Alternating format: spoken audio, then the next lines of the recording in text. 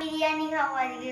ও মা মা মা আহা, বিরিয়ানির দোকান এখানে অনেক দূরে, এটা তোমার কলকাতা নয়, এটা তোমার কলকাতা নয় গো।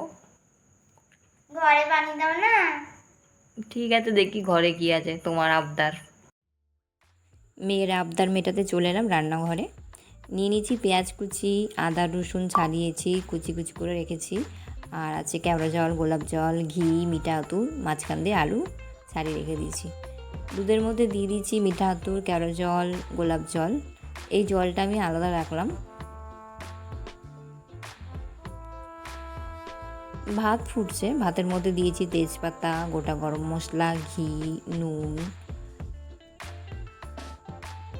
এখানে নিয়ে নিয়েছি সেই আদা রসুন লঙ্কা একটা পেস্ট করব।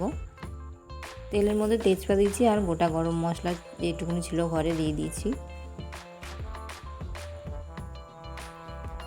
এই তেলের মধ্যে এবার দিয়ে দেবো গরম মশলাটা একটু লাল হয়ে গেলে এর মধ্যে দিয়ে দিচ্ছি পেঁয়াজ কুচিগুলো। পেঁয়াজ কুচিগুলো যতক্ষণ না বাদামি কালার হচ্ছে ততক্ষণ অপেক্ষা করতে হবে। এর মধ্যে একটু নুন দিয়ে দিয়েছিলাম, দিয়ে এই তো বাদামি কালার হয়ে গেছে। এবার এর মধ্যে জল দিয়ে দিলাম পরিমাণ মতো। এই জলের মধ্যে দিয়েছি আদা রসুন বাটা, সেই লঙ্কা বাটার পেস্টটা, আর দিয়েছি মিঠা আতর, ঘি দিয়ে আলুগুলো দিয়ে দিয়েছি, আর দিয়েছি নুন অল্প করে।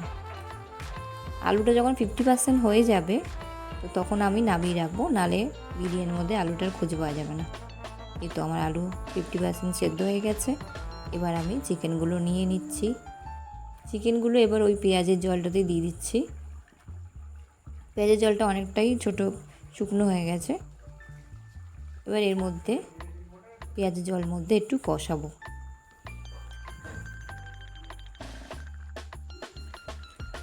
এবার এর মধ্যে দিয়ে দিচ্ছি ফ্যাটানো টক দই। ফ্যাটানো টক দই দিয়ে এবার এটাকে একটু শুকনো হয়ে গেলে এর মধ্যে দিয়ে দেব বিরিয়ানি মশলা। এবার আমার গ্যাসটা অফ করে দিচ্ছি। এর উপর দিচ্ছি সেই দুধে ভেজানো কেওড়া জল, গোলাপ জল আর মিঠা আতরটা, আর দিয়ে দিচ্ছি বিরিয়ানি মশলা, আর দিচ্ছি ঘরের তৈরি বিরিয়ানি মশলা। ঘরের তৈরি বিরিয়ানি মশলাটা আমি বানিয়ে রেখেছিলাম আগেতে, যেহেতু মেয়ে সবসময় আবদার, মাঝে মাঝেই আবদার করে যখন তখন। টিভি দেখে গেলে এই করছো দুপুরবেলা। ঘি দিয়ে দিয়েছি অল্প, এর উপরে ভাতটা দিয়ে দিয়েছি। ভাতটা দিয়ে এই একই প্রসেসে ওপরটাও ভাতের উপরে একই প্রসেসে আমি সব কিছু করেছি। লাস্টে আলু আর মাংসের কিছু কাই ছিল ওটা দিয়ে দিয়েছি। কেমন হয়েছে? ভালো হয়েছে মা, খুব সুন্দর।